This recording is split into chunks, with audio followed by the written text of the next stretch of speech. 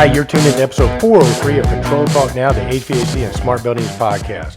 If you're looking for cutting-edge ideas and control news you can use, you're at the right place. If not, stick around anyway. I could use the views.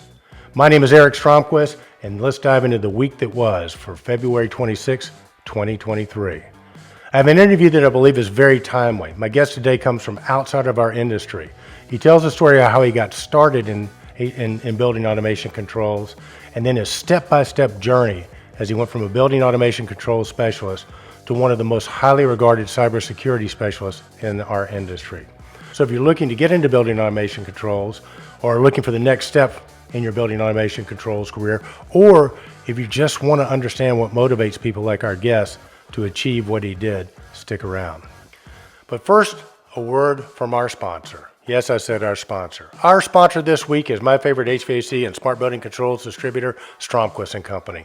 Stromquist has been around for over 60 years providing quality products and service.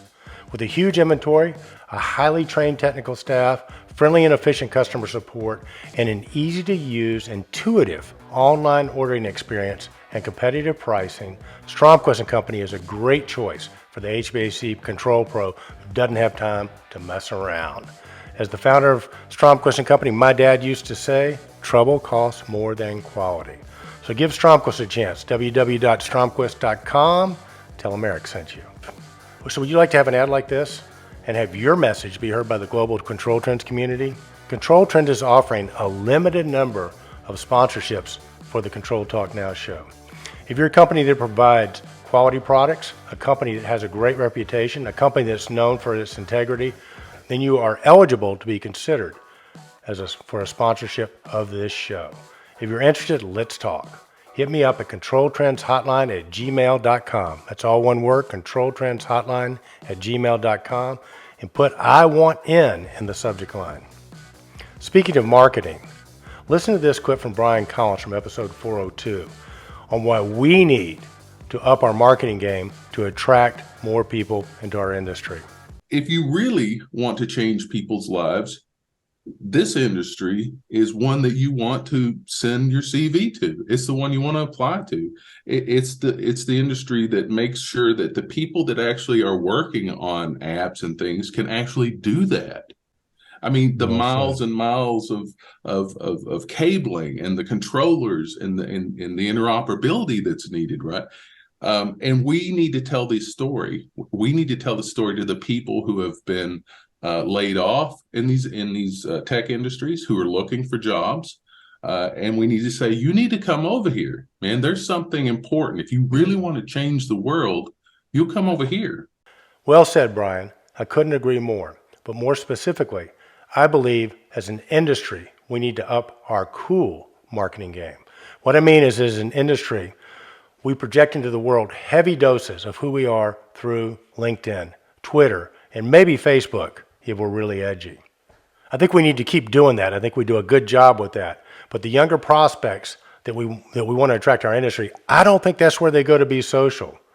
I think you'll find them on Instagram, but more than likely you're going to find them on that dreaded taboo site, TikTok. Yes, I said TikTok. I'm not on it yet, but I'm going to open an account. Here's why. I read a marketing study recently that says more products are being sold on TikTok than any other platform, and the numbers keep increasing. You might just think TikTok is just about people making silly videos while under the influence of brainwashing from China. And yes, there are a lot of funny videos, but also there are a lot of how-to videos that are showing up on TikTok. Companies like Home Depot are gaining a lot of traction by doing videos like, for example, on how to select paint or how to mix paint and the how-to videos. I think to ignore TikTok is a big mistake. It's where the younger people spend the majority of their time, and if we as an industry want to reach them, we have to show up where they are and be cool. The showing up on TikTok is pretty easy. Just open an account and start posting stuff. The being cool, well, that's going to be the hard part. And we as an industry have to band together and figure out how to be cool on some platforms like TikTok. Silicon Valley has, and that is why they attract more talent than we do. Now, if you go to TikTok and you search like for Microsoft and Apple and those companies, They do have TikTok accounts, but it looks like what they do is they have brand ambassadors. They have younger people that are posting under their own names videos about those products. So that might be one of the tips and one of the things we need to look into. But it still gets back to cool, how to be cool. I mean, I have no idea, and I need your help on that. So what have we created? A mastermind group. We get the younger people in our companies involved, and, because they know what's cool and they know we even have a chance of being cool. And we begin to formulate and put together sort of a best practices for how to engage younger people on some of the social media platforms that we're not on. The one thing I know for sure is that if we don't do something different, nothing's going to change. Let me know what you think in comments. Or you can reach out directly to me at controltrendshotline@gmail.com. And in this subject line, put attempt to be cool, Eric. Let's talk about this and see if we can figure it out. That being said, I have no new news this week, so let's get right on it with this week's guest. All right. I'm so excited to introduce my next guest. His name is Kyle Peters. He is, to me, the most interesting man in the controls industry. He might even be the guy that they use for that commercial with the beer. I don't often drink beer, but when I do, I think that might be him. So Kyle, who's with Intelligent Buildings, welcome to the show. Well, thank you very much. I appreciate being here. Well, it's great to have you. So is there any truth to the rumor that you were the guy that they modeled after for the most interesting man in the world? Well, that guy might have better hair up top than I do, but he's got to work on his beard game a little bit to keep up over here. Dude, you definitely got the ZZ Top beard game. Well, right off the bat, man, how long have you been rocking the dome? Through COVID, my wife started cutting my hair, and I think she just got tired of not having very much to cut. And so walk us through your story. How did you get in the business, and how did you become a super cybersecurity guy? Oh, goodness. Yeah, well, I'm not sure I'd go quite that far, but I got into Got to start at the beginning, dude. It's, we all do.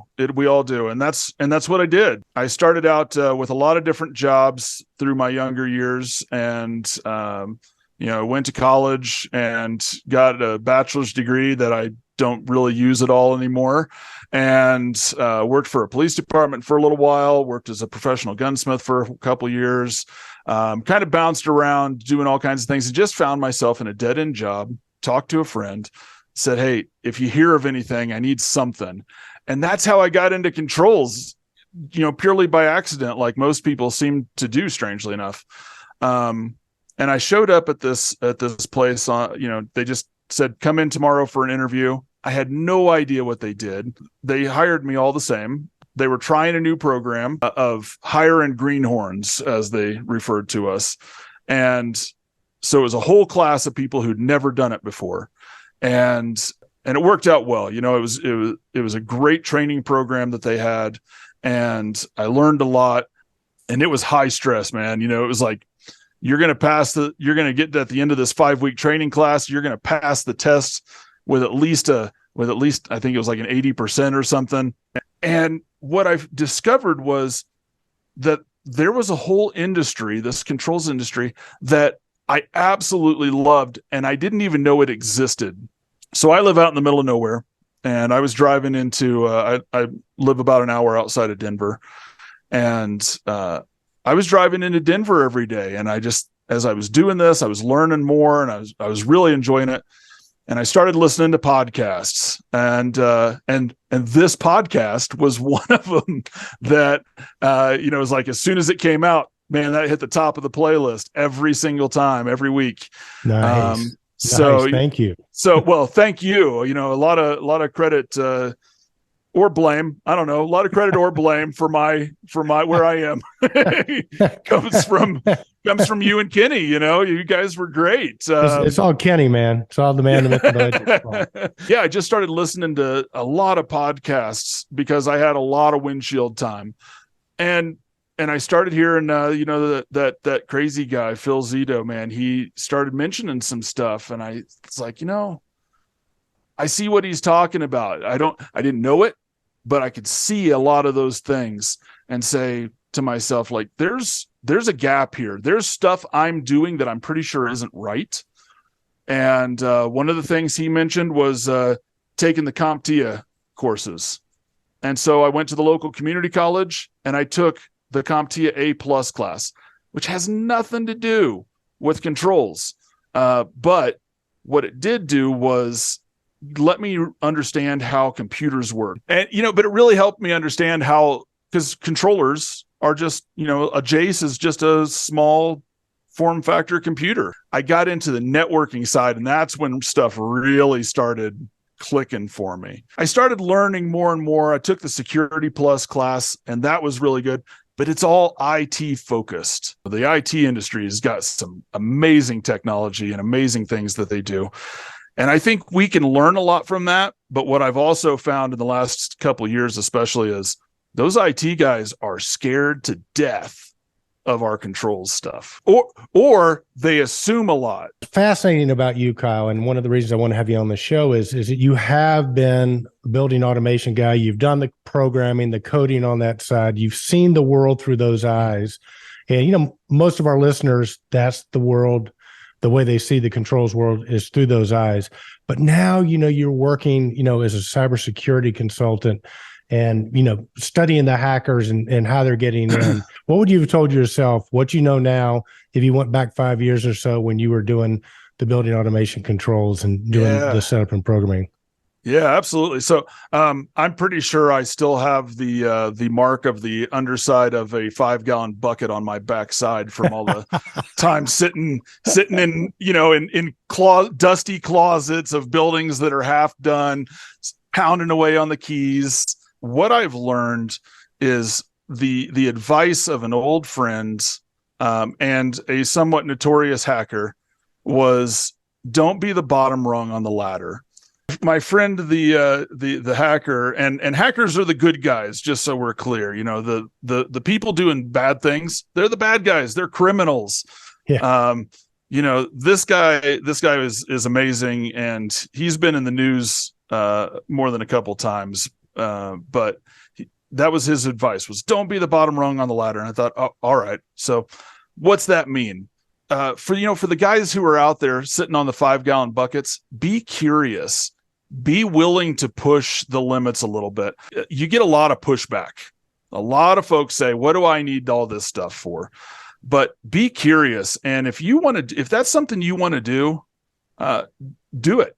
Drive forward on your own time. If you have to, you'll probably have to. I had to take classes. I'd get done doing my job for the day, putting in my 8 to 10 hours, and I'd drive over to the local community college and take classes. I'd listen to podcasts on my way to and from work every day on my daily commute, flood my brain with as much as I could. And don't listen to the naysayers. I want to sort of advocate for some of our programmers that might be interested in pursuing this path. I mean, you can be a legendary building automation controls programmer, and there are a lot of those. But look, if you get into the security side, I mean, you got Billy the Kid Rios, you got Fred Gordy, and you got you, right? I mean, it's, you can be a legend in short order, right?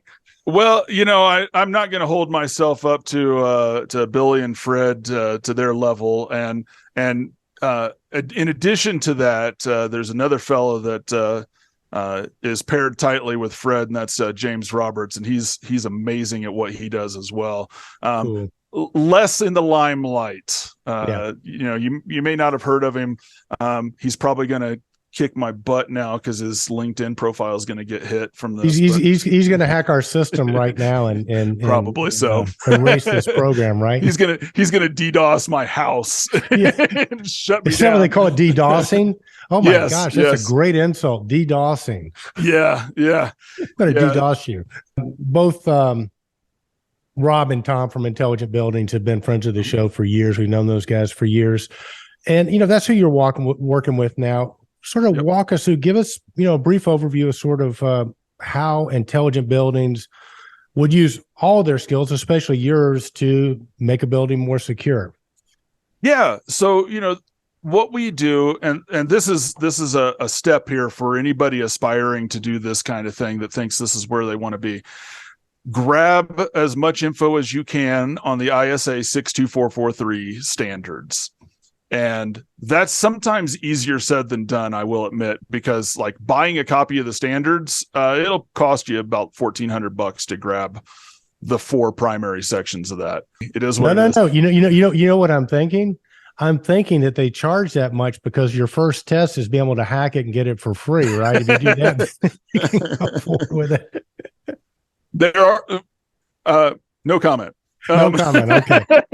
We know where you got yours in. Go ahead. But the standards are fantastic, and intelligent buildings, that's what we're building our cybersecurity program more, building the depth from what Fred has initially started when he was here with us, and moving forward is 62443, having a standard and driving forward with that. And what it does is it starts out, it's got this great diagram actually of how to run a cybersecurity program for its lifespan. It's an ongoing thing, because that's the real rub with cybersecurity is it's not a one and done thing. Yeah. It's forever.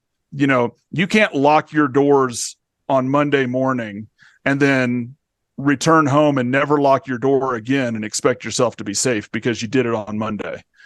And it's the same thing with cybersecurity. So what we usually start out with is we go on site, we do a high level assessment. We get a general picture of what's going on. Looking at that kind of stuff, we get that high level assessment. We get a big picture of where things are at. And from there, we can go a couple of different ways. And we usually start working on policy, having a policy within the company and with their vendors. So this is where the guys like me, you're going to start getting hit with as building owners are coming more into the modern age and they start implementing this, they're going to have new policy that you're going to have to meet before they'll ever sign on with you. Yeah. So through that. And especially right now with with the government. So the government, I think it was in 2020, started their CMMC program, having to be certified in that, having to be able to prove that on our side, from the vendor side, we do things a certain way because we don't want to introduce problems into your government facility. And that was just the news this morning that the Pentagon has had an email server out on the open internet for the last 2 weeks. Oh my goodness. Because really, it's just an email. How many times have we heard this? What's the worst that could happen? The lights go out, the building gets hot in the summer or cold in the winter. Well, the worst that can happen with the data side, the IT side, is that the Pentagon loses control of their emails. Because, not that they would actually send anything important back and forth by email, right? No way. No way. So, especially not while there's Chinese balloons flying overhead at that exact time. I'm not saying there's a link because there probably isn't, but it just clicked in my head that the timing lined up perfectly for that. But hang on, I want to hop in and interject something real quick, because this is a piece that I think, Intelligent Buildings does really well, because again, you're talking about a culture. You're talking about going into Boiler Bob, who's got, his passwords, on the side of his computer, and you're having to convince them. Not only you have to assess weaknesses, right, and figure out what the weaknesses are, then you have to put together a plan. But more importantly, that you got to get everybody on board with the plan, because, like they say, a chain is only as strong as its weakest link. So that's a key piece that you guys provide as well. Not necessarily you necessarily, but that's what I think Rob and Tom are really good at. Oh yeah, no, those guys are fantastic at getting into the C-suite and top and getting them on board. Between all of us at Intelligent Buildings, we have a lot of different skill sets that complement each other well. And yeah, Rob and Tom, they get out there and they can chat up with folks and get them. They're good at getting people directed properly, while I'm over on the side doing my thing. That's the biggest thing, is like opening people's eyes and saying, hey, this is what you've got. Oh yeah. I mean, like, yeah, we've had that Windows XP box sitting there for the last 17 years. I know you have. This is the problem with it. Yeah. Part of what makes you good at your job, and people like Billy the Kid Rios and all, is you have to sort of learn to think like the bad guys think. So I want to give you a test. Let's say that there's a branch bank we want to rob, and let's just hypothetically, I think you used to work at Delta Controls. Let's say it's got a Delta Control system in. How would a hacker think about it? How could a hacker theoretically in the middle of the night break into that bank? Yeah. So, there's breaking in and there's breaking in. And if I can do the breaking in part without being there, then I can do the breaking in part by being there. And so if I can get on that network, and this is the IT side of it, like if my hacker buddy can get into that network, because he's really good at that stuff from his house, then I can set him up with open source tools that anybody can download off the internet. And you can now not only change the building pressure set point, but you can change what they see. So I can change the value going out to the other controllers from 0.08 inches of water column to 2 inches of water column. That's a big jump. But I can still make it look on the graphics like it's 0.08, that's the set point. And I can change the value that's actually being read to where it looks like it's still maintaining 0.08 or something of that. Yeah. And this you can hack the cameras too, right? Well, if it's on the same network, that's a potential. So now, when was the last time you saw a mechanical safety for a building pressure? I've never seen one. They don't exist. They don't do that. And what happens if we get up to 1 inch, 2 inches of water column for your building pressure set point? The worst thing, the big thing, if it gets too high too fast, you start popping windows out. Yep.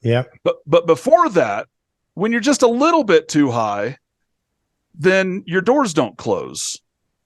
So I sit out in the parking lot or across the street in my car, make that quick little adjustment, and I change that set point, drive the pressure up a little bit, and I just wait for the cleaning lady to go out the back door and throw the trash in the dumpster back there, and the door doesn't close behind her. Because it should close automatically, right? She's expecting it to close automatically. It always has before. Yeah. Wow. And she's busy. She's got a whole bank to do by herself probably in the next 8 hours. So she throws the trash out, door doesn't close all the way behind her. I walk up, door's not latched because there's air blowing through there. And now I'm in the building and I get on my phone and I release that set point. Building returns to normal within probably a minute and the door closes. Yeah, you were never there and the money's not there and they don't know what the heck happened. Yeah. I mean, for a bank, obviously they've got a safe. Yeah. But they've also got a server rack. And I'd rather have that information because I can sell that information for more. Gosh. Yeah, bank accounts and credit card information, all that kind of stuff. And they don't even know you were there. So, whoa. I plug one little thumb drive into a computer and now I'm on their network from anywhere. Now I put ransomware on their network. All right. Well, hang on a second. Now, you and I know what ransomware is. So you get some stable datum, because I know my audience is going to say, yeah, ransomware is something that Eric's ex-wives did to him, but that's not what we're talking about here. Just give us a quick overview of what ransomware is and how it works. And then I want to the rest of the story. Ransomware is a form of malicious software, which is where the term malware comes from, malicious software.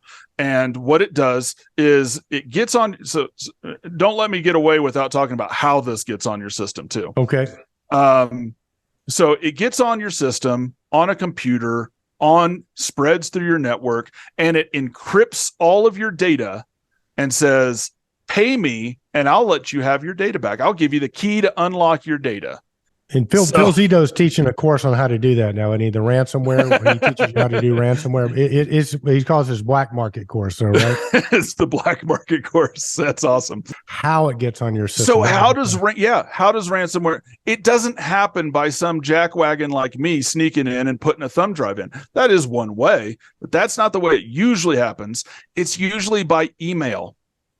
You click on a link. So rule number one, as it were, of cybersecurity, of good cyber hygiene is don't click on stuff. Don't click on stuff. Yeah. Because that happens all the time, man. People get an email, they get phished. So that's what, when the bad guys cast out their line, see who answers an email, and you just got caught. And you clicked on that link, and suddenly it may even look like you went to the right site. Yeah. But you didn't. And you had a download that you didn't even see, you didn't authorize, or maybe you did without realizing it. And now you've got that malware, that ransomware on your computer. That's the most common way. There's also a thing called spear phishing, which is exactly what it sounds like. You're not just casting a line out, aiming for any of those fish. I'm aiming for that fish. Yeah. I think that's where working with a company like Intelligent Buildings that really gets because I mean, you can do everything cybersecurity to protect a building or facility, right? But if your people don't know best practices about what emails they click on and so on and so forth, in a certain way, all for naught, right? Not just not knowing what to click on, because that is hard. I mean, I've seen some really good phishing emails. We do at Intelligent Buildings, we do a monthly training, and we get phished by our own company on occasion. Wow. But just, to test us. And that's kind of fun to be part of too. But it's doing those kinds of things on the server for your building automation system. Checking your Gmail on the server for your BAS, watching Netflix. I, honest to God, walked into a control room, and they had a cool setup. They had all the big monitors up overhead. Yeah. And Harry Potter was playing on the middle one. It's a pathway in, right? Yeah. Well, when you start accessing those kinds of things that are non-business related on a critical system, you open up the door for the possibility of things like that getting in. Give me 3 things that they can take away right now. About your what you used to do, talking to your old self back in the day. 3 things in terms of making a building automation system more secure. So I'm going to divide that up real quick for you into 2 groups of 3. Perfect. And I want to say 3 things that the technicians themselves can do, and 3 things that should be done on the job. And one of them is from how you set up your machines, how you set up your networks and whatnot, use managed switches. Insist upon them, put them in, get them set up, and learn how to do that. That's hard, by the way. I freely admit, but work with your owners, work with your customers from an integrator standpoint to set up these networks in a secure way from day one. I started, as we mentioned earlier, I started on Delta controls, and back in the olden days, it was Delta login. You typed in Delta in the username, login was your login password, and get rid of that. Do away with that. Try to work with your company and work with your customers so that everybody has individual logins, all that kind of stuff. Switches, managed switches, passwords, and flip that little toggle in when you're in Tridium or what have you. If the product that you're installing has HTTPS only, do that. Go that extra little bit, that extra mile, to put in certificates and get encrypted traffic between your devices wherever you can. That's Kyle Peters, our guest this week. Kyle, thank you so much, man. Thank you, sir. Have a great rest of the day. And hey, next time I see you, we'll have an Imperial Stout together. Okay. That would be wonderful. Kyle, thanks so much, brother. Thank you, sir. Okay, there you have it. Another week on Control Talk Now, the Smart Buildings videocast and podcast. Thank you so much for tuning in. Remember, be bold, stay in control, and stay relevant. And as Hunter Thompson used to say, buy the ticket, take the ride.